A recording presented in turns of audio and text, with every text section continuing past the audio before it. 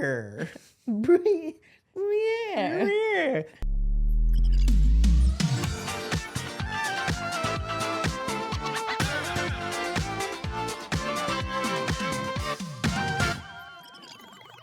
Hello, good morning, Oh, babies. good morning. It's too early. It sure is. Welcome to the first, best, and only morning show in existence. I'm Anthony Carboni. And I'm Saige Ryan. And we haven't been gone. No. So hi.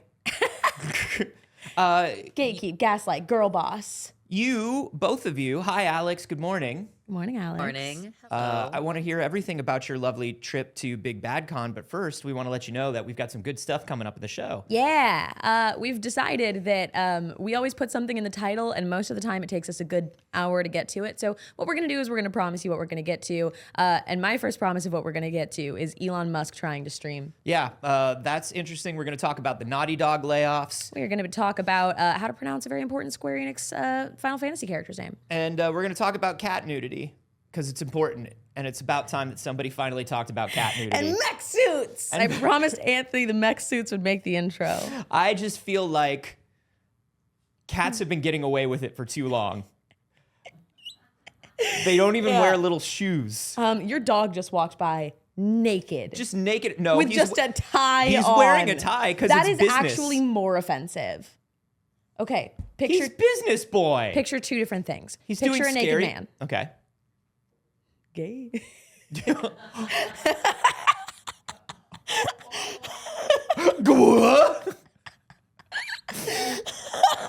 I got. I promise I'm queer. I'm allowed to say it, I'm gay. Anyways, now picture a naked man with a tie on. Only a tie. Which one's more aggressive to you? Which one are you more in danger from? Depends on the man and the tie. What kind of tie? What kind of man? Are we talking about like a Mark Twain style ribbon bow tie? I'm talking about the kind of tie that Dagger's wearing right now. Dagger's wearing a little Halloween, like wide tie. Mm-hmm. I mean, I think the aggressive thing about that is I feel like I'm about to see a lame comedian at a nudist colony. Yeah.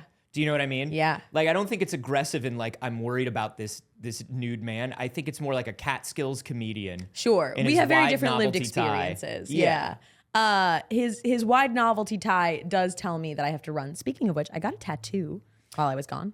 Yeah. I got the word run on the back of my leg, which you will not be able to see. There's no possible way. Yeah. Not without pissing off Steven Twitch. Not without giving us a lot of money on Patreon. Yeah. Patreon.com/Pixel Circus.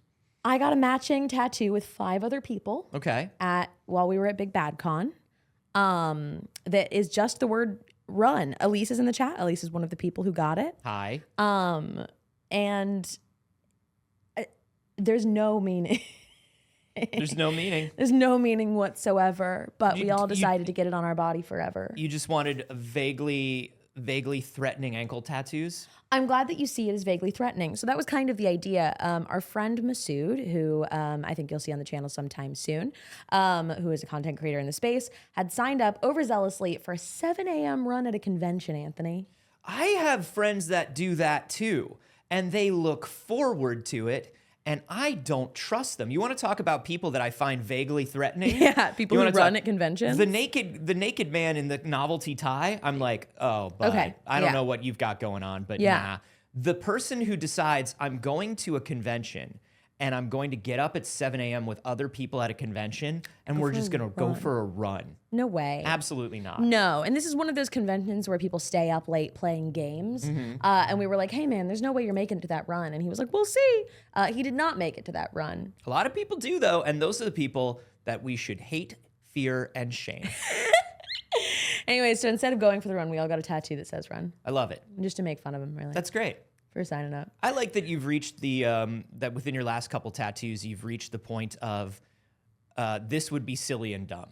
I think that's a great tattoo place to be in. Yeah, my tattoo philosophy at the moment is fuck it, we ball. Yeah, friend of the show, Max Scoville, who I've known for many, many years, is one of those people where he has two, like his arms are fully covered, but it's not a full sleeve. It's just whatever little dumb thing he thought of at the time. Yeah. And I think that's great. Yeah, he has some really bad, silly tattoos. Yeah, I still haven't gotten my first one. I know, and I know what you have picked out. I know. I've been talking about it for years. I know. It's time to do it. I haven't done it. Let's go together. I love to take Let's people to do get their it. first tattoo. Alex, you want to get your first tattoo? Yeah, I really do. It's too early tattoo trip. Tattoo trip. But how was the Big Bad Con, you two? Everything was good? Alex, how was Big Bad Con for you? It was lovely. I had a really nice Big Bad Con. I ran 3 play tests. I was on 2 panels. I got to meet some of my favorite D&D folks in person for the first time, which was For a second when you said I ran. I was like you didn't. every morning. You wouldn't believe it. You didn't. No. The 10 minutes from the hotel I was at to the main You're convention. fired. But, you can't run in the morning at a con. Cancel me. You on the have to be internet. aligned with our morals and values. That's why I'm here, actually. Yeah. Flannel fries. I said I once got tattooed while watching It's Too Early. Whoa. What'd Hey. you get? Did you get an It's Too Early tattoo? Yeah. I'm not really gonna tell you to do that. It's your body. And I'm That's not your gonna tell body. you to Yeah, put that's anything your permanently body. on We would never tell you to do it, but I'm going to take a long sip from my mug right now in case you need. I would get an It's Too Early tattoo. We're 3 years in. Like, you know, I tried to get everybody from the Star Wars show to get a tattoo with me Yeah, I remember after like that. 5 years. Yeah. And they were like, nah, you want to get an It's Too Early tattoo? no, Oh. You could go for the threatening word again. I'm just not too there early. yet. Do you know what I mean? You were gonna do the Star Wars one. That was like 8 years of working with the same people. 8 years is a long time. 3 years, I'm not quite there. 3 years, I'm not That's what I there say yet. to that. But listen, I love you. I love the show. I love these BBs. I love that we're back. You know, so those people at the convention were seeing me in person for the second time ever. Yeah. Matching tattoos. And That's- I appreciate their commitment. That's bestie behavior. That is bestie behavior. Are they all people that have a bunch of other tattoos No, already? two of though? them, it was their first tattoos. It was Masood's first tattoo and Elise's first tattoo. Hey, Elise. Dumb decision. No, it wasn't. Elise understands friendship. Elise understands. You don't understand. Anyways, let's talk about news. I don't understand friendship or human emotion, and I never will. I literally, to my therapist yesterday, said, well, I mean, I don't understand that social expectation, but I do recognize the pattern of it. And then I just watched her write something down, and I was like, ah. It's like the Lord of the Rings cast. Lord of the Rings cast all got matching tattoos. Oh, how interesting. Yeah, I bet they're very good friends. they're great friends. I bet they are. Interesting. And there was this one part where Aragorn kicks a helmet, and he really breaks his toe. I've heard about that. Yeah, That's probably the one thing I know. I know. And I told her I was first. None of you get to do it. Okay, let's talk about the big news, shall we? I think we have got to start with these Naughty Dog layoffs. Yeah, we are continuing massive layoffs in the industry. There's been a lot of layoffs lately. Naughty Dog is the first, and it is reportedly due to the spin-off shooter that they've been working on, and it's apparently not going well. The future of that shooter is uncertain, and so they have laid off a lot of contract workers. I think it's at least 25 contract workers being let go at the end of October. Now, this is mainly from the QA department, which is the same thing that we saw impacted by a lot of these other layoffs while we were offline this week. We, of course, Epic Games had those massive layoffs. Team 17 had some layoffs. It's been a spicy bummer. Listen, these layoffs, and whatever reasons they're giving, these layoffs, as we know, continue to be companies making record profits, laying people off at a time in the year when they need to increase stock value. That's all they're doing. And I hate seeing this. I hate seeing companies who are doing better and better year over year letting people go. Yeah. How can you make record profits and yet not effectively manage your finances enough to keep your people employed? Right.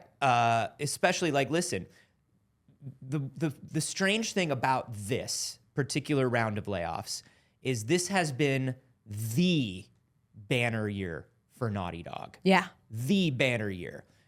With the Last of Us TV show, I mean, obviously, like all the other projects, like Last of Us still sells copies every single day. Yeah.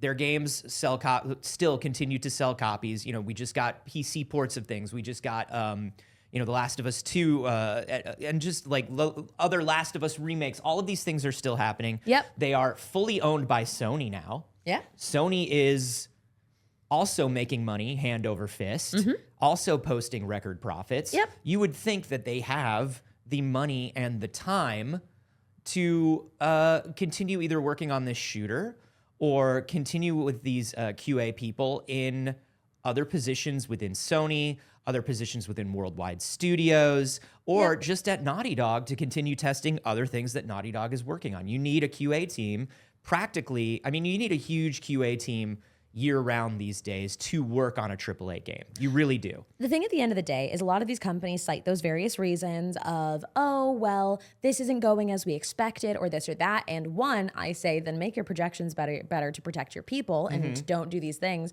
There's a lot of these teams that are being like, oh, well, it was a gamble and we lost. And it's like, this was people's fucking livelihood. So fuck you on your gamble then. And second of all, if that's the case and you're like, well, we didn't make the money that we were expecting to, well, then you find that money elsewhere. And we're not going to pretend that it doesn't exist. You're not a small independent business that is relying on that income in order to pay your people. No. When your C-level executives are valued between $5 and $40 million, we know that that money exists and we know that you could be pulling it from elsewhere, but nobody is willing to take a hit to their salary because one person could take a hit to their salary in an unnoticeable way most of the time from a C-level executive. And support that entire 25-person QA team. If you're a head of a studio, a head of Worldwide Studios, a head of division within Sony, a Sony CEO, you are in a position where you could, if things underperformed, you could take a little pay cut for like a quarter, and probably keep most of these people on. Yeah. Hey, park the private jet for a minute, motherfucker. It's funny watching these. You know, I think about the analogs in sort of the SAG-AFTRA thing and the WGA thing, where people talk about like how horrible you hear about like horrible Hollywood elites and things like that. These wealthy people who are just terrible people, and make too much money and think too much of themselves. But at the same time, even Jimmy Fallon, who is just a car alarm of a person. Yeah. To me, I just, you know, Jimmy Fallon says, well, if we're shutting down the show, I'm going to pay everyone out of my money. Yes. Seth Meyers said, if we're shutting down the show, that's fine. I'll keep paying everyone out of my money. I make a lot of money. Yeah, and these people at the end of their life, as they pass their money on to their spawn, will literally never notice it. Never. They'll literally never notice the amount of money that they spent on this. And the other thing that I do want to touch on is the practice, like you were talking about, of these huge projections, these overpromising projections to boost stock value. Then you work on the game, and then when the game doesn't hit these impossible projections, you do layoffs to boost stock value. Right, like it's definitely a planned thing. It's not a surprise to anybody who created these projections. They're creating projections that are astronomical and that they know people won't be able to hit so that they have the opportunity to do this. This is obviously, the fact that we are in a place now in 2023 where this is not considered market manipulation. The number of things that are simply not considered market manipulation these days is wild. Absolutely bananas. Absolutely wild. There is no, like, people genuinely, if you want to know if there's a real life infinite money glitch, it's simply the stock market. Yeah. It's simply owning shares in a company that you control. Yeah. That's it. Yeah. That's Control-Alt-C motherload. Shift-C? I don't remember activation. It's IDKFA. Answer me, Sims girlies. So yeah, Naughty Dog has been having a huge year, and it's kind of a bummer to see this happen. You know, Microsoft started off the year laying off 10,000 people, a lot of them in games. Google cut 12,000 people. Meta laid off 10,000 people in March, 4 months after letting go of 11,000 people. And all of these companies, once again, reporting record profits. Yep. So how how can you not afford to keep these people on? Not only are people reporting record profits, when you break down how they are reporting record profits, you can also see that people are reporting peak worker efficiency as well. The amount of work that workers get done during their workday is now significantly higher than it was 10 years ago. It's ridiculous. It is wild. And we see that too with people that are arguing against work from home too, that like worker output is down. Worker output is not down. People are getting more done during their workday than ever before. Because you don't have to disassociate for as much time when you're at the as you do when you're at the office. God, the amount of time I spent disassociating, it was a lot. I did that when I was working in like retail jobs, standing there for a while. When I was in an office job, it just happened to be that I had a very stressful office job. Yeah. No time to disassociate. Oh, I was either working like crazy, like nonstop, or just sitting and staring for like 5 minutes, just like, why is this my life? Yeah, I only had an in-office job, I want to say for like 6 months maybe, because then the Pantera arrived. But yeah, man. Yeah. So this is a bummer. We're sorry to everyone at Naughty Dog. We're sorry to everybody in QA. QA really gets treated the worst. Yep, they get treated as very disposable. You just pick up a new one and then you drop them off in a couple months. Yeah. So we're sorry to everybody. I have seen, a lot of people posting online, gigs for QA people trying to find. But man, I'm so tired of this. I'm so tired of corporations laying people off, and then everyone in the industry having to get together. It's the video game industry equivalent. GoFundMe for medical bills. GoFundMe for medical bills. I knew exactly where you were going with it. It's the industry equivalent of it, where you're like, oh, this is supposed to feel nice that people came together, and then you're like, Jesus Christ, we shouldn't have to. We live in a place where people have to GoFundMe to pay for necessary medical procedures. Oh my God. In a society. The problem is that we live in a society. And you know what a horrible effect of living in that society is? Elon Musk? Yeah, it is an absolute scourge on the society we live in. Elon Musk has promised that he was going to try to pull gaming streaming to Twitter. Okay. I said what I said. Okay. And in doing so, he started live streaming to Twitter. Now, you may remember, Twitter has had live streaming as a functionality. It kind of stopped working for a minute and is back to working. Twitter acquired Periscope and like tried to integrate that in, thinking that people would stream to Twitter like they were streaming to Periscope at the time, and it never happened. But once they bought Periscope, they did nothing with Periscope. Nothing. Or maybe did they buy Periscope, or was Periscope one of like an app that they made? I thought that it was independent initially. Alex, will you fact check us? Yeah, because I know there was Periscope and Meerkat, and Twitter owned one of them. Periscope is definitely the one that Twitter owned, but I don't know if they created it. I think they might have, and then they tried to bring it into one app, but I could be wrong. But obviously, the biggest live streaming things that they've had so far have been a Tucker Carlson show. Yep. After Tucker Carlson lost his job for honestly, kind of just ratting out his Fox bosses for doing what Fox is doing. Yeah. In trying to save himself during a government deposition. Yep. So they fired him, and he was like, I'm going to Twitter, and I'm going to be the biggest streaming thing on Twitter. And the answer, and of course he was, because nobody else is streaming on Twitter. Have you seen this photo of Elon Musk? No. Alex, are you showing them the photo of Alex Elon Musk? We sent Alex to fact check for us. Oh, yeah. Periscope was acquired by Twitter before its launch. Okay. Okay. Okay. So it did exist on the bounds of Twitter. Gotcha. Okay. Yeah, cool. All right. Now, please show them this picture of Elon Musk. Yeah, you can pull it up. It's the first link in there. So this is him streaming for some reason at the Mexican border. Oh, God. Yep, that's what Elon Musk decided to do. Oh, my God.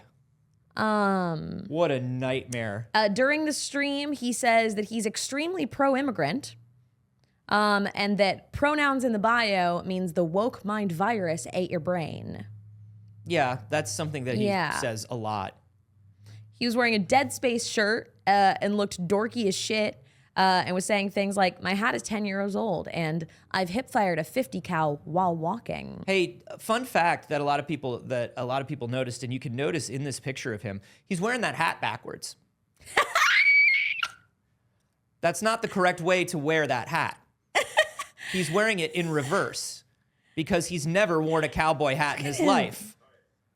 Look at him. So when he says the hat is 10 years old, he's a liar.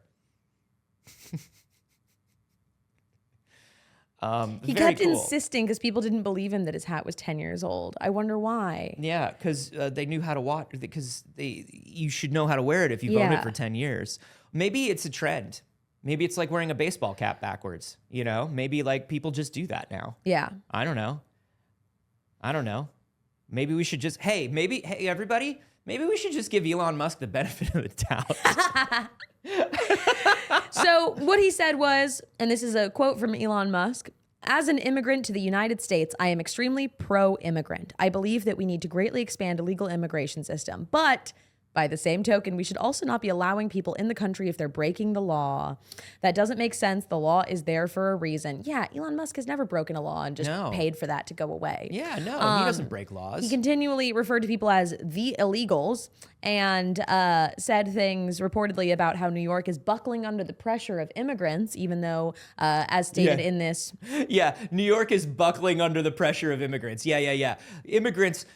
New York was doing well until immigrants. Yeah. Immigrants have never done anything good for New York. I'm sorry, what? Kindly cited in this Kotaku article by Ashley Barden is that New York City is actually reaching its peak of homes per person since 1940, even though most residents cannot afford to live in homes in New York. So, that's interesting. You know, the most homes per person. Yep. That's not good.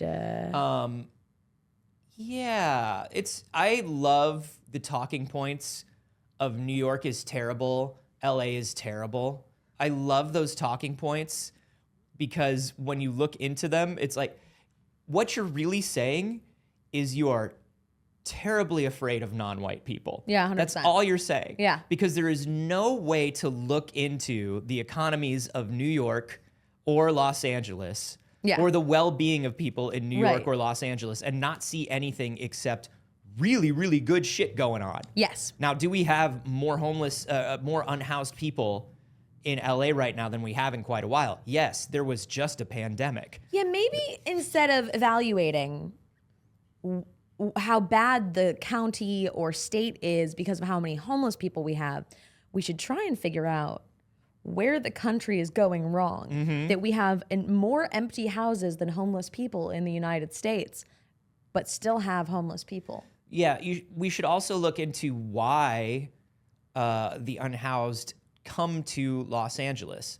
Some of them are brought to Los Angeles. Yeah, there's that whole initiative where other places will literally pick up homeless people and drop them off elsewhere to be like, my county sure looks good. We don't have any homeless people. Yeah. Hello and good morning to Greg Abbott of Texas and his interesting bus system that seems to work to bring the unhoused out of Texas, but doesn't work to bring people without cars in Texas to their jobs. Interesting.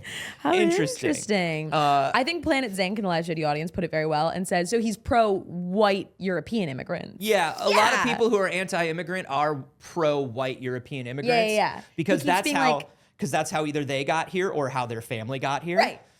And they're good people. Yeah. They're good. Yeah. So they know through the vetting process of being themselves that they're good. And so people from where they're from must be good. There's a part 2 to this. Oh, is there? Because he promised not only live streaming on Twitter, but that there would be gaming live streaming on Twitter. And to do so, he went live playing Diablo 4. Cool. Of course it was a Blizzard game. Yeah, cool, bud. Like, of course it was a Blizzard game, and I find that very, very funny and appropriate. Great. How is he at Diablo 4? Not good. So he said that he was going to play the most difficult tier 100 nightmare dungeon. Uh-huh. And then he just went live and did a bad job.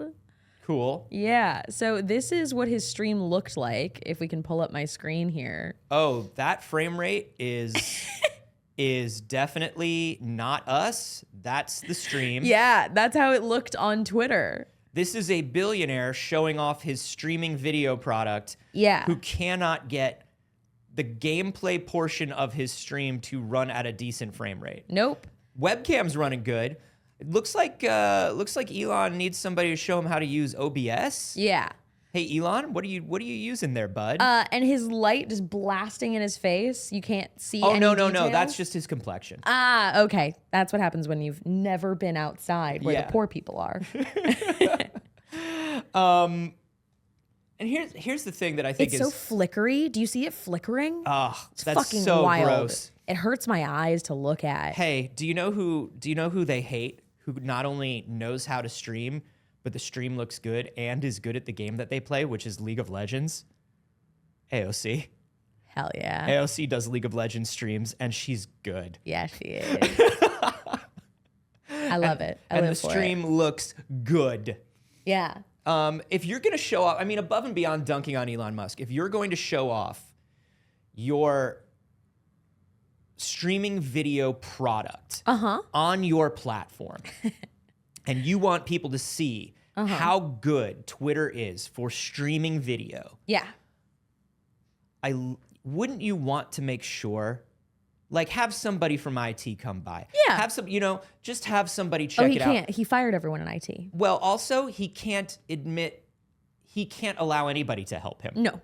He can't allow anybody to help him. Well, except for Daddy. He has to show everyone that he set it up himself. And also, there was probably no plan to show off the streaming platform. That's the other thing we know about Elon, is that he just makes decisions that no one knows about, including the CEO. Yeah. Did you see the thing where Linda Yaccarino was being interviewed on stage? I believe it was a CNET interviewer or something like that, where she was asked, hey, so tell us about this thing where Elon Musk says that everybody is going to have to pay a fee for Twitter. And her face went, nobody had told her that Elon said that. Yeah. And she literally said, well, how did he say it? Yeah.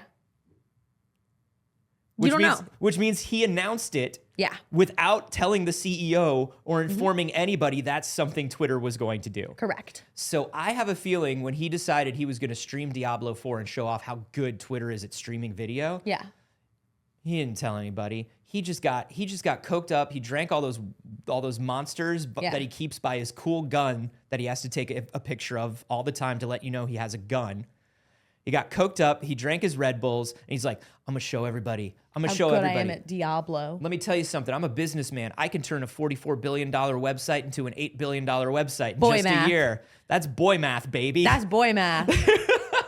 Also, stuff for the live studio audience. Hey, we are going to get to that. In general, if you want to suggest news stories to us, drop them in the Discord channel for It's Too Early, rather than tagging us in the chat while we're live. Thank you very much. Yeah, it's okay. We're running the show. Yeah, we've got a whole 45 minutes of show left, and we check the news. We promise. But we love when you suggest stories to us. So we have a Discord channel specifically for doing that. But otherwise, sometimes it's just spoilers for the news.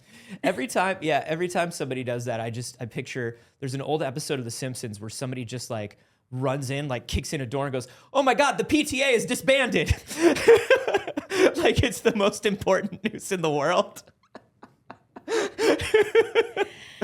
But we will get to that. We are going to talk about that today. So we will get there. But first, this, as far as I'm concerned, is some huge news. Yeah. This is something that people have been worried about for years.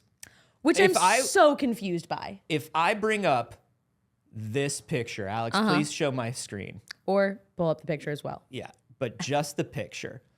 If I show you this picture, I know that chat is text-based and you can't say it, but scream out loud how you think this character's name is said, Final Fantasy VII fans. I want you to know, I knew. Well, yeah, but did you? Because people were saying like, I didn't. No. I never questioned it. So, Square finally said, "We saw so many of you were asking, so we hope this helps." They tweeted it out. Kate Sith is pronounced Kate Sith. How are you guys pronouncing it? There's been a lot of people. It reads Kate Sith. It's CaitSith. Right, but you have to imagine, you can understand people saying, but are we doing lazy American tongue? You know, lazy American tongue, where like we just look at a word that's spelled and we just read it phonetically, and it doesn't matter where that word comes from. We just assume we've read it American phonetically and we're right. Like there were a lot of people, there was a whole thing right now, a whole movement that was saying, well, it's spelled in a way that looks Celtic, so it might be Ketshi, it might be pronounced like 2 or 3 different ways. People were like, surely it's not just Kate Sith. No, it's just Kate Sith. It's just Kate Sith. It's just Kate Sith. That's it. It's just Kate Sith. Someone said they thought it was Cat Sith. Fraud Monet said that. A lot of people thought that too, where it was like the I was there just kind of like well, you pronounce it cat. Yeah. Like that is more understandable to me than going too hard on trying to add a bunch of letters or remove a bunch of letters to make it Celtic. And like it's spelled Celtic, but is the character Celtic? Like is the character is cat with adorable crown. The character is a cat. So I'm just like, you know, if they're not being like, oh, this cat is of Celtic origin, like, why are we doing that? That's weird. Why are we doing that? Why are we doing it? It's just cat. Why are we doing Sith. that? That's just Kate Sith, the cat.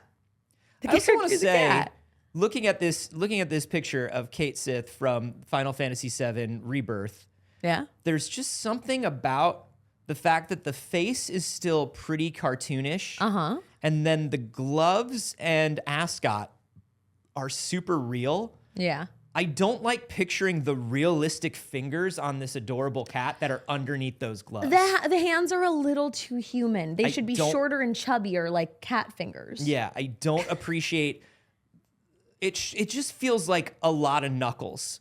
I know it's a normal human amount of knuckles. They're too long. But it's just human knuckles. Yeah. On cat that has the anime smile eyes. Yeah. I don't like it. No, I agree. I want the chubby little paw fingers. Yeah. It should be chubby little paw fingers. It should be chubby little paw fingers. And beyond that, it's a little too much for me. Kate Sith is from Celtic mythology, says I. Crichton. Is it? That's interesting. But the name is from Celtic mythology, but cat is Kate Sith. I got some facts for y'all. What up? Drop some facts. So Kate Sith means fairy cat in Scottish Gaelic and is pronounced Cotshi, a fairy creature from Celtic mythology said to resemble a large black cat with a white spot on its breast. Legend has it that the spectral cat haunts the Scottish Highlands, and it translates to mound cat, referencing the fairy forts commonly held to house fairies of all kinds. Okay, so there was a viable reason. Okay, there was a reason. There was a viable reason for people to think that this was pronounced cat-she. Okay, I'm back in. I respect it. I understand it now. Now it makes sense. Otherwise, y'all were wildin'. Yeah, but no, this cat actually is just called Kate Sith. Because it's not that cat. It's a different one. Because this is just the Final Fantasy one. This is a different one. Hey, that's not the only piece of cat news that we have. Isn't that kind of wild? So wild. We've got multiple. Wait, no. That's really wild. Saige, how much cat news is there? There's one more piece of cat news. That's wild. Go away. Tell us what it is. It's about Baldur's Gate 3. Look, there is a Sphinx cat that people have really enjoyed speaking to. If you have Speak with Animals, I don't know about you. I play a druid. I speak to every animal I see. 100%. The fact that they put it in the game, the fact that they spent the time to write dialogue and have someone record it for every fucking animal in the game, I am going to see it. Yeah. I am going to speak with every animal and take advantage of that. And in the beginning, they do a lot of things to let you know, like, hey, you could be doing this. Like, it'll be like, hey, this cow looks weird. Yeah. Like, it'll be like, this cow looks weird for some reason. But what's great about that is that's the same way that your GM describes it when they're like, you could totally talk to this cow. Like, that cow looks weird. Like, there's something going on with that cow. Yeah. And I love that because I was just like, oh, right, speak with animals. Yeah. Phenomenal. I love it. So if you are speaking with animals, you may have come across a conversation with His Majesty. Oh. His Majesty was a Sphinx cat, a hairless cat. And for some reason in the patch update, for just a moment, he was transformed into a Maine Coon instead. Now, those are two very good kinds of cats. Great kinds of cats. Different kinds of Very cats. different kinds of cats. So His Majesty was momentarily transformed into not a hairless cat, but into a fully furry cat. And the fans rioted. Oh, yeah. They said, "You give me back that naked cat." That's right. Everybody in Baldur's Gate gets naked. Listen, there's a lot of nudity, and if His Majesty wants to run around nude, well, listen, you know that I have a problem with it. I stated it earlier. We did talk about it earlier. I stated it earlier. I don't know why cats believe that they're allowed to just do that all the time. Cats and dogs, hey, why are they naked? Put some pants on your dog, Anthony. I've tried. He doesn't want to put them on. And I'm like, what is going on with you, dude? Sir. You pervert? You His creep? Majesty is naked once again, though. They Good. fixed it because people were so upset. And I do wonder if it was like even an intentional thing or if that was just like another draft of His Majesty that they had made. Yeah, like a cat model accidentally got swapped Right, out. or something like that. Cerulean Ryan in the live TV audience said, "Okay, so I wasn't hallucinating," which means at least one person here did actually see the moment that had happened. Oh, good. There is. We're always happy to let you know that you haven't lost your grip on reality here on It's Too Early. Or that you have. There was a cat. I think I told you there was a cat that was just like hissing at me Yeah. for a while, and it was just like on a roof hissing at me. And when I finally talked to it, it was like, "Hey, man, I'm a merchant. Yeah. I sell wares." And I'm just like, "You're a cat on a roof, dude." And he's like, "Yeah. You want potions?" I fucking love. So the reason that they did this was because there is another Sphinx cat named Steelclaw. And they're both hairless cats. Yeah. And I think they accidentally used the same model for His Majesty and Steelclaw. That was a mistake in the first place because they said in the patch notes that they are that the new found scraggly, long, and sand-colored tufts of fur, which resemble a long-haired breed of cat like a Manx or Ragamuffin, so that they are no longer identical twins. Gotcha. So it seems like potentially the same model was used for Steelclaw and His Majesty, and they were like, "Oops, we'll fix that." And people were like, "How absolute." Is this a dare Prince and the you. Pauper situation? Is this a Sorry, I was Barbie? thinking of the Barbie movie. I was Okay, like, yeah. Is this a Barbie's Princess and the Pauper situation? Because I'm going to be honest, I have no context with the actual Prince and the Pauper. I've only seen It's the the same Princess and shit. the Pauper. It's the same shit. Two lesbians in the woods. No, you're thinking of the Diamond Oh, Castle. I am thinking of the Diamond Castle. No, Sorry, Prince I and think the of all Pauper. Barbie movies as the two lesbians in the woods with the flower stand. No, Prince and the Pauper is the Mark Twain story where Oh, somebody looks yeah. exactly like the prince Yeah, and they yeah. switch places. I'm just like you. I'm just like you. You're just like me. You're just like me. Yeah. Yeah, I think maybe they are. Now that people know, listen, Larian, I'm giving this. I know if we know one thing about Larian Studios, it's that they don't know how to write and their writers are lazy. They just don't the most have enough untrue thing. They just don't have enough content Yeah, in their games. yeah, they didn't write enough. Yeah, they didn't write enough. So I'm just going to give this one to you, Larian, because I know that you're hurting for story. If these two cats are identical twins, let's do a Prince and the Pauper side quest with them. I'm into it. Let's do it. I'm in. I love it. And I love how you were like, "I'm going to give you this idea." And your idea is the Prince and the Pauper. Yeah. I'm going to give you this idea. TM and copyright me. Uh-huh. I mailed Anthony's it. original idea. Original OC, don't steal. I mailed it to myself, Uh-huh. and so I own it. Yeah. The end. There was also still more Final Fantasy news. Yeah, this is interesting. The 6.5 update just dropped, or is dropping, or will drop.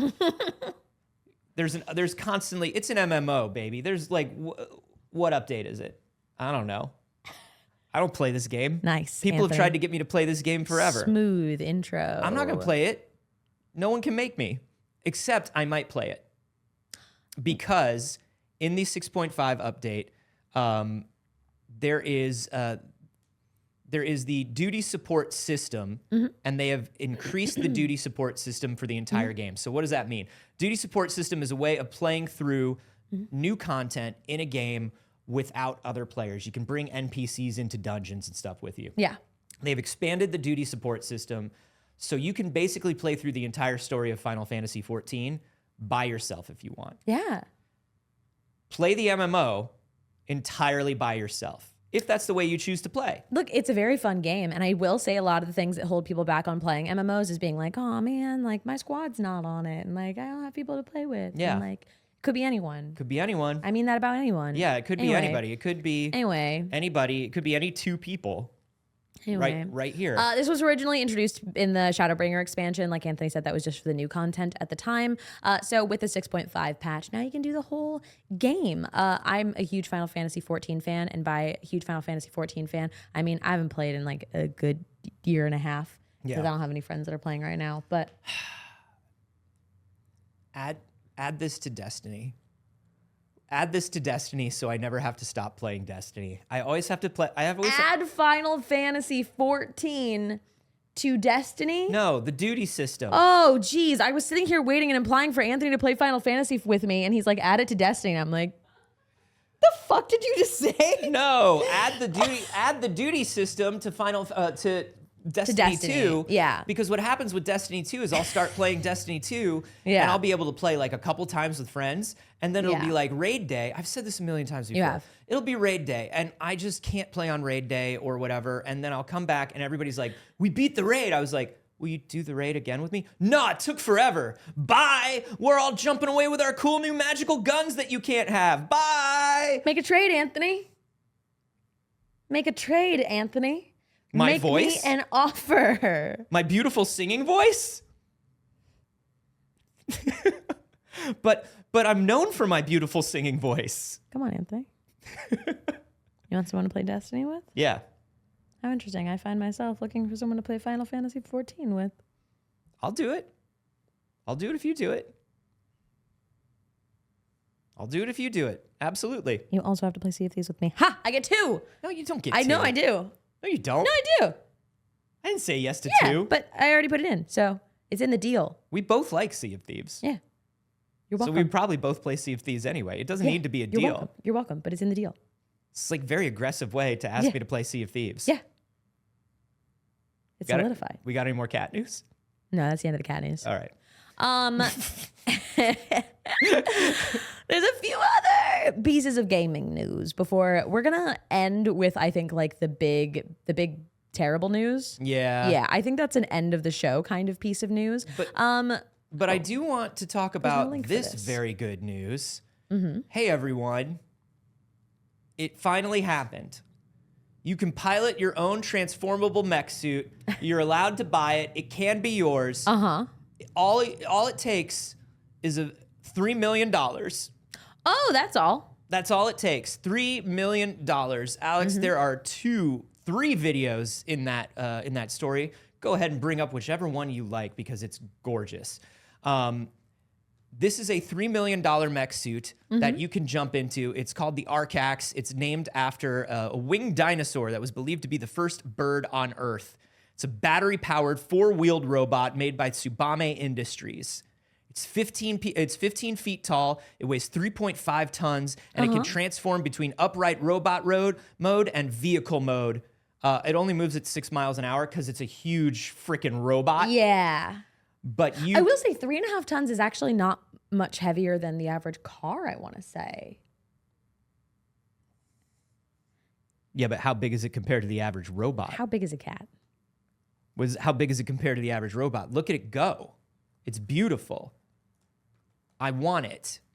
I started typing in to Google average weight of a car, and for some reason the first thing that came up was of a 13-year-old. Yeah.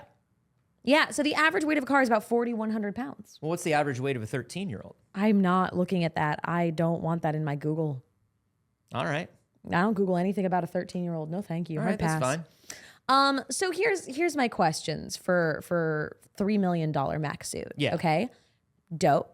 Love it. So into it. There's a video of what it looks like on the inside as it comes down. Oh yeah, the it's very cockpit funny. is so good. Well, it's also funny because it just looks exactly like my gaming setup. It's just like 3 monitors side by side. Yeah. It looks like the step in of it is very cool.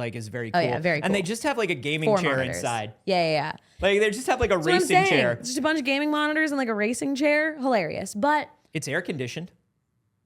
That's good. important. Yeah, I think you'd die if You it don't want to wasn't. sit in a hot robot. Depends on the kind of hot. No. Where would you operate such a robot In battle? with other robots? Yeah. Listen, all it takes is one robot to be released. And then, I mean, you've seen Gundam. You know how this works. Oh, okay. You know how this works. Once one country has Gundams, Everybody's got it. then they all got to have Gundams. Okay. This is just a cooler version of the arms race we're already in. Have you seen what it looks like in vehicle mode? Yeah, it's a little silly riding down the street. Look, the third video, Alex, if you haven't pulled it up, is the robot riding down the street. We just had such ridiculous expectations from watching Transformers transform into vehicles. The robot's in disguise. This one is not in disguise. It looks like the robot just went. Well, no, it's more like, okay, so it looks like Jurwalk mode or Guardian mode from Macross.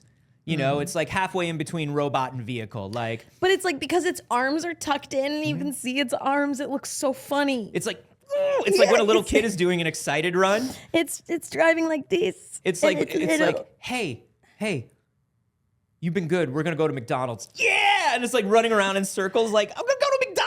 It's also giving like playing hide and seek with like a 6-year-old where they're like, oh, I'm gonna get really small behind something. Yeah, can't and it's see like, me. I can clearly see you. And it's that idea of like, well, if I can't see you, you can't see me. I can't see you. I can't see you. You can't see me. You can't see me. With their like head tucked in. It's very funny going 6 miles per hour. Yeah, but look. And then This you see him robot. stretching back out. Yeah. It's Very good. funny. You drive it down the block and then you stretch it out so everybody can see it's cool robot. It stretches out. Because when so- it's down like that, people are just gonna think it's a regular car, Saige. Yeah. It stretches out so slowly, I thought the video had paused. You're really taking the wind out of my sails on this giant robot. Sorry. It's just It really is like a Power Wheels. It's like the Power Wheels version of having a giant mech, you know? Where like you see the kid that has like a little Power Wheels that's the same car that their parents have. yeah. And it's just like, I have a car too. Yeah. And like the mom is walking alongside. It's like, yeah, you're driving. Look at Yeah. you drive. but it's $3 million. Yeah. Well, it comes in 6 colors. What You colors? can get sapphire blue, which I believe is what they're showing off. Okay. They have pearl white, spark red, Atlantis green, midnight purple. When you started with Sapphire Blue, I was really hoping that they were going to use the names of the iMac G3 color palettes. Yeah. All the gem tones that they It's did. going to be Bondi blue. Yeah. There was a Sage Green. There was a sage green. I wonder if I have any pictures of the other colors Everybody here. in chat asked for me if one came in pink, and it does not. The fact that it doesn't come in pink is actually wild. Yeah. The fact that it doesn't come in pink is actually wild. Misogyny. I think that if somebody's going to buy a novelty $3 million like mech Yeah. just to be noticed in, Yeah. pink is going to be right up there. Yeah. Pink is going to be right up there in what people want. Look. I'm sure they'll custom paint it for you if you ask. It's only like a plate in the middle. Yeah, there's not much of the color. I mean, you can I could see paint that it's like- myself. Yeah, it's like around the arms and legs and stuff. I could paint that myself. Once I put $3 million in, have it painted? I'm not worried about it. I'd like to get a sparkle paint job on it for sure. Yeah? Yeah, like one of those sparkle, like the ice cream paint job, like the color change. Oh, You know? okay. Yeah? I think that would be a dope mech. Yeah. Metal Flake is what you want. Metal Flake. Yeah, you want Metal Flake. Metal All right. Flake is also my favorite Pokemon. Didn't know where you're going at the first half of it, did you? I did. Yeah? Yeah. The whole time? Yeah, I knew the whole time that I was going to Okay. make that joke. It Okay. was planned and it was good. Oh, I do see it in the spreadsheet. I'm sorry, the what? What? Nothing. The what? Oh God, there's so much to talk about. While we're talking about money, Money. we're Hey, talking about $3 million. People Yeah. have $3 million. do you remember when the Apple Watch first came out? They always have some fancy version or some fancy color of the Apple Watch, whether it's if you buy this one, it comes with a unique strap that no one else can have. Yeah. Or they sold like the special ceramic one for a while, whatever it is. But the first Apple Watch, the very first one, that worthless piece of junk, Yes. came in a gold version, a literal gold version that cost anywhere from $10,000 to $17,000 depending on what options you chose. Well, that $10,000 to $17,000 Apple Watch that you chose, well, hopefully it works really well. Because they no longer repair it. The first generation Apple Watch is considered outside of repairs. It's no longer outside of repairability. They no longer service the watch. Can you imagine buying a $17,000 watch and being told, we can't fix it? Yeah. No one, literally no one on earth can fix this watch. Well, that's not necessarily true. You have third-party people that I'm sure will continue to repair it, but Apple will no longer be repairing it. So it was discontinued and replaced back in 2016, and then it, as of now, has been added to Apple's obsolete models list. So that is the entire first generation Apple Watch, which just includes the 18 karat solid gold Apple Watch. So with that in mind, Apple will no longer service it if you bring it in. And that's not just it's no longer covered because it hasn't been covered in a very long time. They will not service it if you bring it in because it is on the obsolete list. Now, a solitary bear says, why would the gold one get special treatment? And I think interesting question. I think there are a couple things to note here. Number one, it was $17,000. Yeah, that's number one. It's a $17,000 watch. Like if you bring in the Apple Watch, the first Apple Watch, and they look at it and they go, hey man, it's probably, we sell these watches for $300. Yeah. It's going to be less expensive for you to buy a new watch than it is but if I bring in a $17,000 watch, when you think about a $17,000 watch, there are people that collect watches. They call them chronographs or chronometers or whatever, and I hate those people. Listen, I'm not going to yuck anybody's yum. If you like to collect thousands and thousands of dollars of watch, I just don't understand it. When I say hate, I mean confused by. Yeah. But all of those people, like you can bring those watches anywhere. When you buy a luxury item like that, they usually come with lifetime repair. Yeah. If you buy a really expensive bag from a designer, you can usually bring it in and be like, I need you to fix this bag, patch this bag, resurface it. Same with like shoes. I have like a nice pair of dress shoes. And when I bought them, it was like, you can bring these in for the rest of your life. Yeah. For basic. Get them resold, stuff like that. Yeah. Not sold. SOLED. Yeah. Yeah. Yeah. You can have the bottoms of the shoe replaced. Yeah, that's it. So that's something that you would expect with any sort of like big luxury item. You buy a luxury car, you know, not like one of those really fancy cars. They usually come with a long-term service contract, all of this stuff. But this is just like, hey, sorry you bought this extremely expensive thing. Sucks.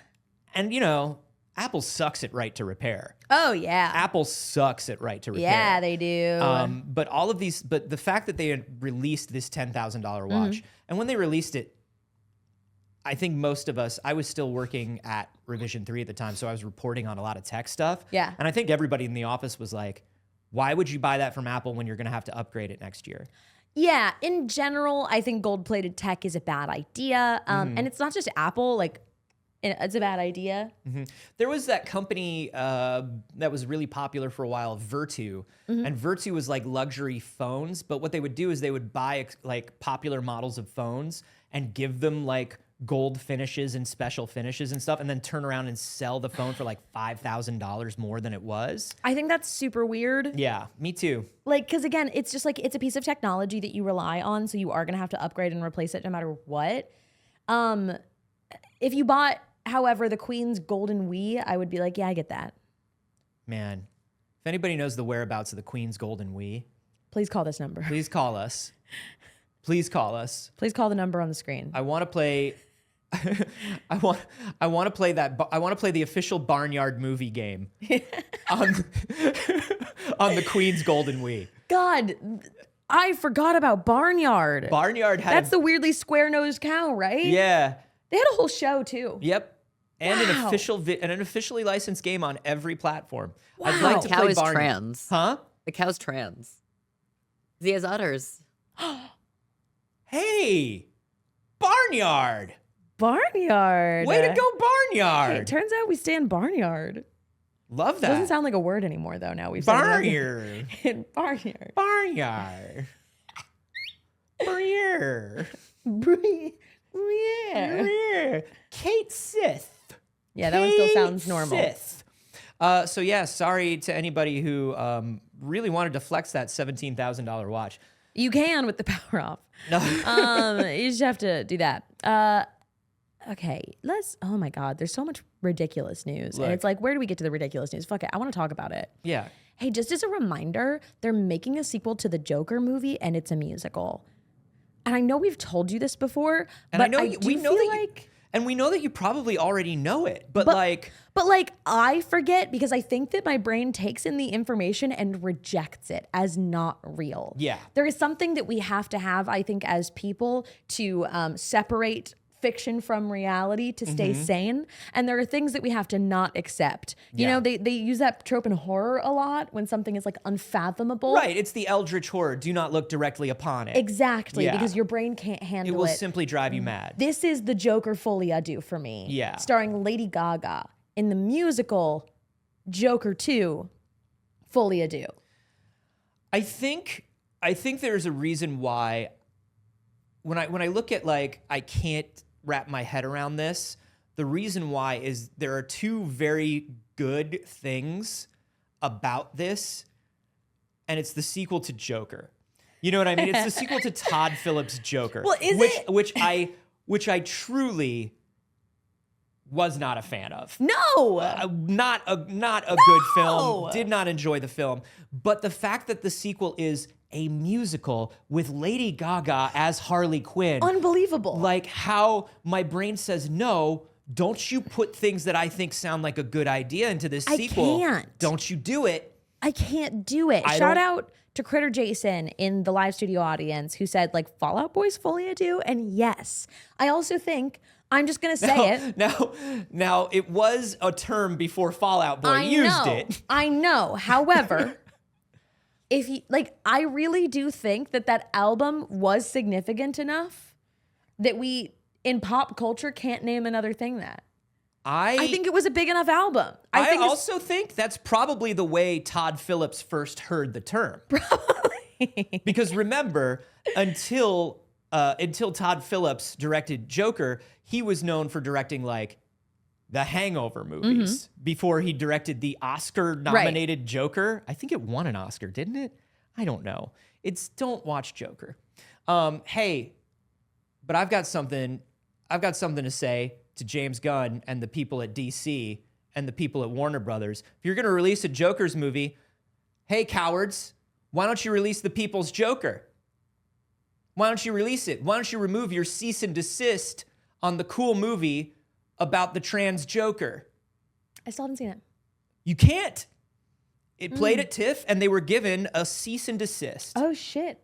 It's got to be somewhere, right? I mean, it's probably floating around somewhere, but I literally don't know anyone that has it. Wow. I think the director is really trying to keep it under wraps and not let it become that sort of thing because they really want to see the movie released. Can you give a little bit of context? Because I know you just said it played at TIFF, but for people in the live studio audience who do not know what the People's Joker was. Sure. So the People's Joker was written and directed by Vera Drew, who is a trans filmmaker. She also stars in it as Joker. And it is basically the Joker through the lens of her life, realizing that she was trans and coming out as trans and trying to be accepted. Okay. But as the Joker. Fascinating. And it played at TIFF and got like standing ovation. Yeah. Like everybody was like, this is one of the best movies that has ever been shown at TIFF. This is so like wildly original and such an amazing take on all of these characters. Yeah. And it should have been like in a world where we're allowed to do porn parodies, live musical parodies. Yeah. Like all of these things are just accepted. Yeah. Right? Like all of these things are just accepted as parody and fair use and free speech. why can we not do the People's Joker? Why can it not be released in Right. some way? I mean, also, how many DC, like, let's get into the very specifics, DC fan films. How many other DC fan films are there? That's what this is. This is a fan film. So if I go right now to YouTube and I look for a DC fan film, Gordon, a Batman fan film, was pretty big. Yeah. This itself was a 13-minute fan film. This upload of it has 25,000 views on it, but I remember hearing about it. One of the first viral videos, one of the first big viral fan film videos on the internet was, I think it was called Batman Dead End, and it was Batman versus Predator. Yeah. And that thing got passed around everywhere. One of the first viral videos, period, on the internet was Troops. Yeah. The Stormtrooper parody of Cops. Absolutely. I think the difference is when you go to TIFF, when you show at the film festival, you are looking for a distributor. You are looking for this to be a commercial film.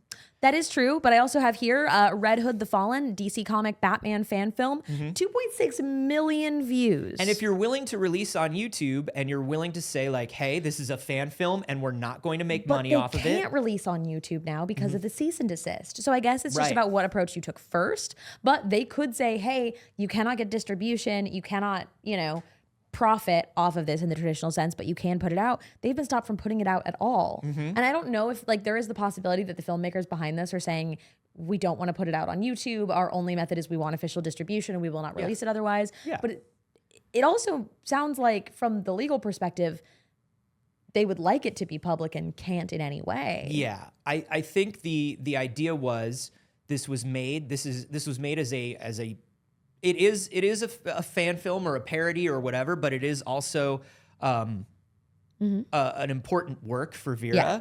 and she does want to release it commercially. She does want people to see it as a real film, a viable film. Yeah. This is an actual work the same way that if Todd Phillips can make a Joker movie and it can get nominated for an Oscar, Yeah. her Joker movie should at least be seen as a real film. Yeah, and a lot of the time when people make fan films, it is with the intention of speaking with the studio potentially and getting picked up to make something that is full length, that is legitimate, that they can partner with the IP on. And I'm sure that is probably was a goal of this in doing so. And then there's also the thing of what fan films stay up and what fan films get taken down, and what makes DC or Warner Brothers or whatever, Discovery, what makes them not want this one public? And is it because it deals explicitly with trans and queer issues? Do they not want the Joker represented that way? And we can certainly speculate that. And that's what a lot of fans are saying as well. So, however, there's a reason that we're talking about it. So, we do have it says it comes to theaters October 4th. That's tomorrow, isn't it? That's today? No. It's a year from now. You're talking about Folie à 2024. Deux. I was like, oh my So God. we're Okay, back thank to you. talking about the real joke, not the real joke, but Joker 2. Yeah. We're back to talking about Joker 2, and they The released DC official. So Yeah. Folie à Deux is supposed to come out a year from today, October 4th, 2024. I was like, what the fuck? Cannot fathom years at this time. So the reason it was in the news was because they just released this cheesy ass photo of Joaquin Phoenix in the rain. I'm not a Joaquin Phoenix fan, and I have no problem saying that. No. Obviously, I think Joaquin Phoenix is a bad guy. There you go. He is That's kind of the end of that. He and a couple of his buddies have managed to skirt around some legal issues. So at the end of this review from IGN, they reference their review of Joker. Yes. It has aged so poorly. And I'm just like, wow, I wouldn't put that in here. Yeah. In our IGN, by the way, gave it a perfect score. In our 10 out of 10 review of 2019's Joker, we said, it isn't just an awesome comic book movie. It's an awesome movie, period. It offers no easy answers to the unsettling questions it raises about a cruel society in decline. Joaquin Phoenix's fully committed performance to Todd Phillips' masterful, albeit loose reinvention of the DC source material make Joker a film that should leave comic book fans and non-fans alike disturbed and moved in all the right ways. Now, if anyone recalls the effects of 2019's Joker movie, describing how it moved fans and non-fans as all the right way is an incredibly bold statement. Yeah. Also, you're not allowed to make up mental issues and make those the way mental health issues were treated in Joker, the way any of these, it really felt like a brilliant, edgy 17-year-old wrote the movie. Yeah. Do you know what I mean? Yeah. Like you would read the script and you would go, damn, I can't believe you're 17. Like there are a lot of problems with this and there's a lot of stuff that you should not do. Yeah. But like, damn, I can't believe you wrote something this good at 17. You're the best writer in this film 101 class. Right. You know what I mean? Yeah. But it all stayed in. Joaquin Phoenix is, of course, a method actor that continually has made the point of how he didn't eat and did all of these things to affect and damage his body for this role. I am very, very avidly anti-method acting, as it is just an excuse for weird white guys to treat everybody weird and say, but it's my art. No, it's not. If you have to work that hard and you have to starve yourself to get into character, you actually might be a very bad actor. It turns out, in the words of many brilliant actors, the job is actually just to show up and act. Yeah. And if you can't do that, you're bad at your job. Yeah. Terrible fun fact about the Joker movie. Apparently, a study published in the Journal of the American Medical Association said that the movie was associated with higher levels of prejudice towards people with mental illness. Yep. Like after watching the movie, people became more prejudiced. The carelessness and thoughtlessness with which they created this fictional mental illness and the way they made him act with this fictional mental illness. I saw listen, spoilers for the terrible movie Joker. I saw the trailer for Joker and I was like, oh, and they showed him talking to like the love interest. I was like, oh, he doesn't actually, like, they don't actually talk. They're not actually in love. He imagines a version of her. Like, this is going to be the most toxic man. This is going to be one of those movies where it's like, do you feel bad for the toxic man? Don't you feel bad for the toxic man? He had a bad life. There was obviously a massive rise in the championing of incel culture, standing behind the Joker, using that as like a platform champion, which we knew the Joker character had been used before as, but specifically this version of the Joker leaned into that very hard and used it as this excuse to be awful. Of like, well, the world was bad to me. I deserve to be a monster. And I am very much team villains should be villains and bad guys can be bad. Yeah. A villain can be a bad person. And I do think that there are occasions in which we get into things and people are like, whoa, that villain's too evil. And I'm like, hey, as long as we present that person as the villain and we are acknowledging that this is bad and we're not treating that person as gray or a anti-hero or any of these things, villains will think like a good villain is wrong, is bad, and thinks they are right. Now, the problem is you've made this the hero of that movie and you've put us in the position where a bunch of people can champion for it because you tried your best to justify horrible actions by, well, don't you feel a little bit bad for him? Yeah. Look how hard his life was. Don't you see, like, it kind of seems like he had it tough and maybe like there are reasons why he turned out that way and maybe it's society. We live in a society. We live in a society, you know, and like it's okay to investigate your villains a little bit and to make your villains a little sympathetic. Sometimes it's fun to like a villain a little bit, but like, man, this movie was just like the textbook like edgelord, hey, here's a bad guy, but you know, maybe all the guys you know that are bad guys had it tough. Yeah. Maybe they punched all those holes in the wall for a reason because of their dads. Maybe it's all because of their dads. Because of their moms and dads. Now, I will say DC characters are all punching walls because of their dads, especially in the current iteration of DC, which is why I'm not a big DC person these days. There are aspects of the DC universe, and as somebody who was a huge DC Comics fan as a kid, that's very difficult for me to say, and there will always be elements that I love. But currently standing for me is mostly the Harley Quinn animated series. Yeah. That thing is that show is clinging me to It's wonderful. my nostalgic love for DC, and that's one of the only things keeping me hanging on. Yeah, but you know, this announcement, and this is the thing, we feel this way about the first movie, and yet Lady Gaga is playing Harley Quinn in the musical sequel to Joker, and I don't know what to do. My brain doesn't know what to do with that. The first film took itself so seriously. How do you possibly make the second one a musical? Yeah. How do you do it? How do you do it? Possibly make the second one a musical? So we're 1 year away from finding out. Production is wrapped. We'll see. We'll see in a year. Dill Schmill brings up something that is a very good point. My Adventures with Superman is pretty great. The Superman Magical Girl anime. You've told, yeah. It's really good. I still haven't watched it. It's great. Hey, so let's finish up with the bad thing we promised we'd finish up with. Okay. This is a pretty big deal. Ubisoft, of course, has been having a lot of culture issues for years. They have taken advantage of the fact that I would say Activision has taken their place as #1 worst, and they've used that to sort of be like, sink down, low profile. Don't look at us. Yeah, don't look at us. Look at them. They're worse. Yeah. You see how they're worse than us now?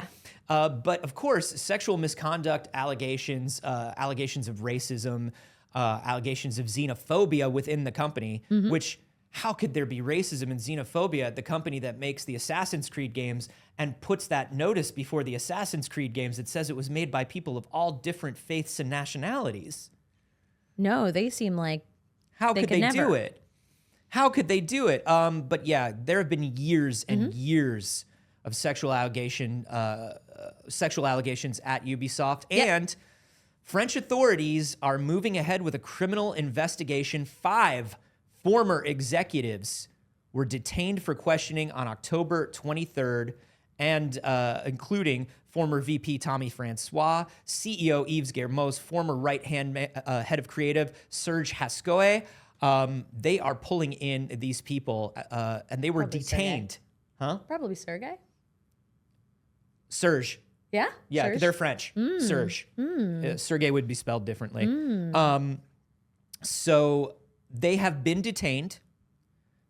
This was not just like, hey, do you want to come down for questioning and assist us in this investigation? Although I'm sure Ubisoft will put out some sort of statement about that. Yeah. They were detained, arrested, and taken in for questioning. Yeah. They were not held after that, but as part of the detentions, the former executives will have to give testimony to law enforcement that can be used in an eventual criminal trial. This is following the allegations that specifically came to light in 2020 and follows a multi-year investigation involving interviews with over 50 current and former employees. This is not surprising, but continually devastating.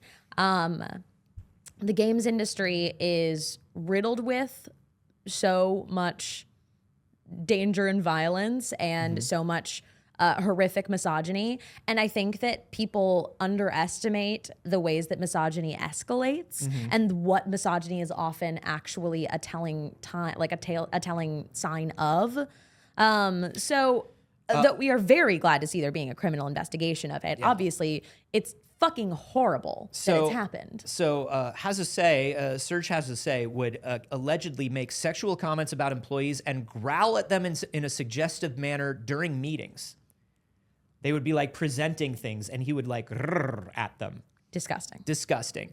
Tommy Francois was accused of trying to forcibly kiss a female colleague at a work party, while another male colleague held her in place from behind. While those two, as referenced here in the Kotaku article, were far from the only employees that were accused of sexual misconduct. They were just two of the most high profile. They are generally accused of institutional harassment. Now, we saw this with the Activision Blizzard case, where it is beyond, well, let's take out the bad people. When you get to a place where they're calling it institutional harassment, it means that you have created a culture of harassment that runs so deep within the company, it is part of company culture. Yeah. And therefore, it's the reason that we say with Activision Blizzard, for the most part, I am of the opinion that company needed to be burned down. The end. Yeah. When you have created a structure, it isn't just take out the bad guys. It is the full phrase of one bad apple spoils the bunch. When we talk about cops, when we talk about all of these things, when you've created a system that is so oppressive and violent and dangerous, there's no fixing it Yeah. by getting rid of these 2 guys or these 10 guys. I think of it like, even if you haven't worked at a place that's like this, and I hope that most of you, I hope that all of you haven't, though statistically, I just hope that most of you haven't. You might have worked at a place where everybody, when you came in, sort of had a bad attitude, and everybody was sort of like, or acted weird in a strange way. Yeah. And it was just, the place seemed to make everybody bad. Yeah. You know what I mean? And then like you would meet with some of the people after work or outside of work, and they were different people. Or you'd go to see them at their new job, and they were different people. There's this thing where when a company has been doing something a certain way for so long with so many people, it gets baked in and expected. And you just start like, people start acting that way without even knowing they're acting that way in a lot of times. And there's like that Overton window where it's just like, well, what's appropriate at the office just gets pushed so far in people's minds that it becomes a thing where it's like, no, if you pull out the worst guy, it's still like you have to completely re-educate, replace just about everybody in any sort of leadership, completely retrain everybody, and have a ton of oversight to make sure that they don't slip back into these patterns. Which is impossible. And not to mention, in addition to that, it's not about even slipping into those patterns. One, I don't want anybody in my workplace who wants to sexually harass people. Yeah. So if it's like, I have to watch you to make sure that you're not going to, choke. The other thing is, these are high-level executives, people in management positions, all the way down. They're also only going to hire people that are going to excuse and allow their behavior, because otherwise they risk somebody telling on them. So when these are all of the people that performed the hiring and built this team, they have only hired yes men that will watch harassment go by and not report it. Oh, yeah. Because that's the only way these structures work. And a lot of these people everyone witnessed it. And if a lot of these people get ousted, the people directly underneath them or 2 people underneath them will get promoted. Correct. And then it's just the same regime, but the newer, younger versions that will be around for even longer. Good people do not make it in bad companies. So either they give in and become part of the bad system and allow it, or they are ousted or leave. Now that is it. Now, it's interesting to report that while these people are ex-executives, they are ex-executives as of after the 2020 investigations and allegations started. Correct. It has not been publicly stated whether they were fired or whether they left. We can assume that they were given some cushy severances and asked to leave and lay low. So one of the has to say could be forced to present their testimony directly before a judge. Which would likely mean that information goes public. It's unclear if any of the current executives at the company, like CEO Yves Guillemot, who is a known bad guy, have been questioned by police, but we would assume that the investigation is going to continue. They are mostly this week, of course, trying to push this stuff under the rug and focus on the new Assassin's Creed game. Yeah. Good luck releasing your game tomorrow, guys. Which I do love. Oh, I love when stuff like this comes out the day before the launch. Well, you know the French government did this on this week for a reason. The French government was like, we're going to ruin your week. Yeah. We're doing this on this week. Yeah. And I think that's wonderful. Yeah. Hey. Choke. There's a Twitter account that is providing information on it. I think it is just like a solidarity account that's been created in collaboration with employees that says Ubisoft's response to these actions was to let go of certain high-profile harassers, rarely by dismissal, and to introduce a series of measures with no noticeable effect. The HR people who covered up the toxic behavior were not bothered and were even promoted. Employees denounced both various practices of widespread harassment across the group and impunity guaranteed to harassers with the complicity of HR and group management. I don't understand. We did the minimum and nothing changed and people are still mad at us. You know what it always is? Because I, of course, have spoken before on here that I've definitely worked in incredibly toxic work environments that have issues of sexual harassment and so on. And what it always is, well, we made everyone watch a video about sexual harassment. It was a long video. You're not allowed to do that anymore, okay? The video was very long. They had to fill out a packet afterwards. Probably didn't even have to fill out a packet.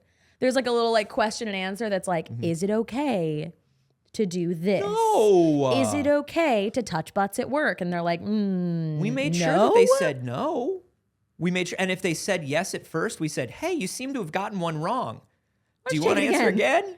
You know when you take your learner's permit test, and they're like, "You're allowed to take it twice in one day." You can if you get it, if you fail it the first time, you can get back in line. You can do it again.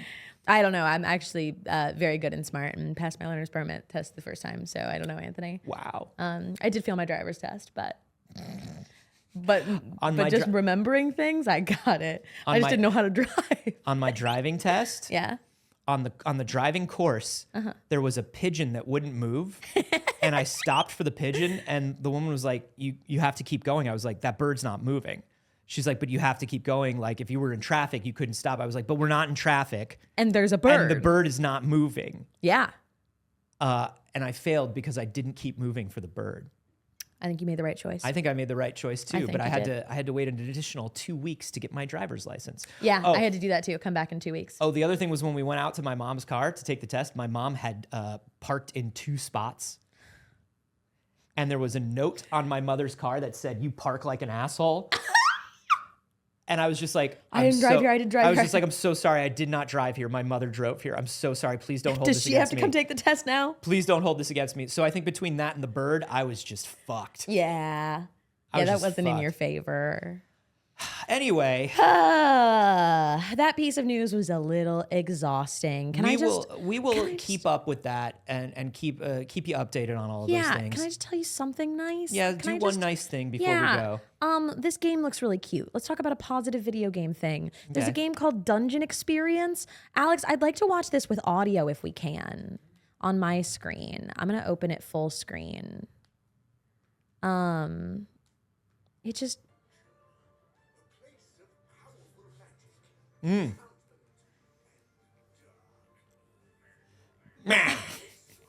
I love this.